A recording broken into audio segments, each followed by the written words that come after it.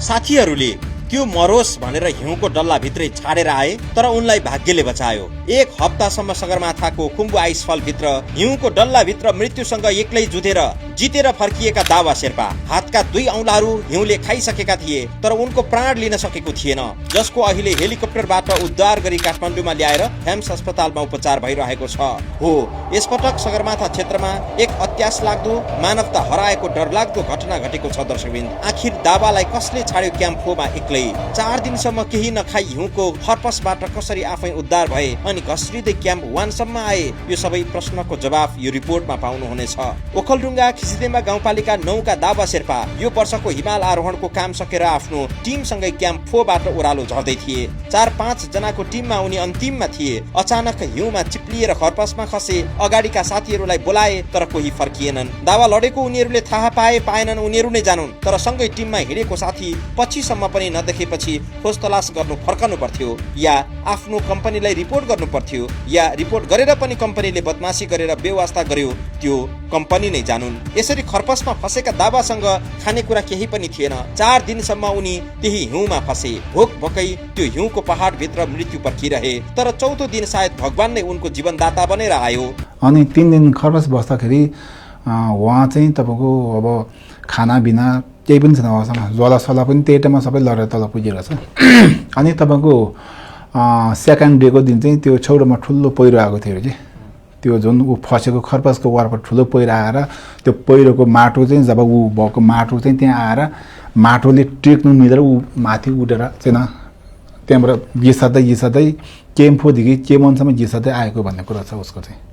अनि यति त्यो टाइममा त्यो छेउमा पहिरो आएको नआएको भए ऊ त्यहीँभित्र बस्थ्यो। 1 हप्तामा उसको डेट पनि हुन सक्थ्यो भन्ने उसको कुरा छ। त्यसपछि उनी घस्रिँदै क्याम्प 1 सम्म आए। हिमाल चढ्न गएकाहरू सबै फर्किसकेका थिए। दावालाई लाग्यो यो हिमालमा म एक्लै छु। तर तलबाट फोहोर सफा गर्न गएका एसपीसीसी का कर्मचारीहरूले दावालाई देखे र दावालाई बोकेर उनीहरूले आधार शिविरसम्म ल्याए। त्यहाँ उनीहरूले दावालाई तातो सुप खुवाए अनि काठमाडौँमा सम्पर्क गरी हेलिकप्टर पठाई रेस्क्यु गरी उपचारमा राखिएको छ हेम्स अस्पतालमा। यो सबै हुनुमा हिमालयन ट्राभलर कम्पनीको निकै ठूलो लापरवाही देखिन्छ। यही कम्पनीले दावा शेर्पालाई काममा लिएर गएको थियो। कम्पनीकै आधिकारिक परिवारका सदस्य दावाकै टिममा पनि थिए। तर दावा हराएपछि खोज तलासमा लागेनन्, बरु हेलिकप्टर चढेर काठमाडौँ आइपुगे। यता दावाको परिवारमा कोलाहल थियो। सामाजिक सञ्जालहरूमा दावा हराइरहेको बारे खबरहरू छरिए। गाउँकै एकजना अगुवा शेर्पा किदुकका अध्यक्ष पासाङ दावा शेर्पाले सामाजिक सञ्जालमा दावा हराएको सन्दर्भमा प्रचार गरे। त्यसपछि बल्ल हिमालयन ट्राभलरका मालिक काले दावा भनिने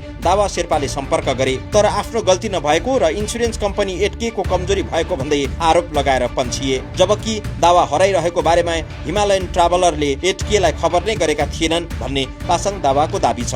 तपाईँ म जस्तो अब यो स्टुडियो जस्तै 3 जना मान्छे चाहिँ साथै बाहिर चिया खानु गयो भने त्यहाँ चिया पसलसम्म अगाडिको साथी कहाँ छ तपाईँले त्यो हेर्नु पर्ने। यो त एक्सपिरियन्स एउटा यस्तो डेन्जर जोन एरियामा त कहाँ छ अगाडि हेर्नु पर्ने हो। उहाँहरूको एकदमै गल्ती छ, उहाँहरूको टिमकै गल्ती छ। टिममा चाहिँ को भन्दाखेरि टिममा चाहिँ त्यही हिमालयन ट्राभल्सको बोसको छोरा पनि एभरेज चढ्नु भनेर गएर छ। त्यही भएर अनि तपाईँको सबभन्दा गल्ती कहाँनिर देख्यो भने दावा शेर्पाले चाहिँ खास गरी क्लाइम्बरको रूपमा लगेको पनि होइन कि। मैले त्यो केबाट त्यो पेपर पाएको थियो। क्याम्प 2 को चाहिँ खाना पकाउने कुकको हिसाबले किचनको हिसाबले लगेको रहेछ। अनि माथि पुगेपछि उहाँहरूले नै अब मेरो विचारले उहाँहरूले क्याम्प 2 को मात्रै इन्सुरेन्स भरेर एभरेज ट्रपसम्म लाने विचार गरेको छ। उहाँले चाहिँ कुक भनेर के कुक र कुक पटर सेम जस्तै बनाएर लगेको हो। तर लास्टमा चाहिँ क्लाइम्बरको रूपमा माथि लगेछ कि। तपाईँको उहाँको दावाको मिसेसको माग चाहिँ के छ भने त्यही बेला नि उसको मिसेसले तपाईँको बुढा चाहिँ म माथि कुक नभएर माथि क्लाइम्बरको लान्छु है भन्यो भने उहाँको मिसेसले पठाउन थियो भन्ने कुरा उहाँ छ। किन यहाँ मेरो छेउमा चाहिँ तपाईँको कुक बनाएर लग्यो अनि माथि चाहिँ किन क्लाइम्बरलाई मलाई न त यहाँ भन्दा मेरो पनि एउटा हक अधिकार हुँदा मैले पठाउन हुन्थ्यो। मेरो एलाउड बिना तपाईँले पठाउनु पनि लानु पनि सक्दैन थियो भन्ने कुरा छ कि भुलेको चाहिँ। हिमाल र हिउँसँग जुझ्दै कर्म गर्नु कुनै खेलाचीको विषय होइन। अझ हिमालमा काम गर्ने मजदुरको स्थिति झनै दयनीय छ। बिना सुरक्षा न्यूनतम ज्यालामा ज्यान हत्केलामा राखेर हिउँको डल्लोमा पसिना चुहाउनु छ र पनि यसरी कामदार खटाउने मोटो रकम वसुल्ने कम्पनीहरूले जानाजान मजदुरहरूलाई मर्न छाडिदिन्छ। अब भन्नुहोस् हिमालमा मानवीयता त्यागेर स्वार्थ लुट्नेहरूको खेलो फड्को कति ठुलो होला। यस सन्दर्भमा हिमालयन ट्राभलर्स र दावालाई उद्धार नगरी मर्न छाडेर आउने उनको टिममा भएकाहरूबारे राम्रोसँग अनुसन्धान हुन जरुरी छ।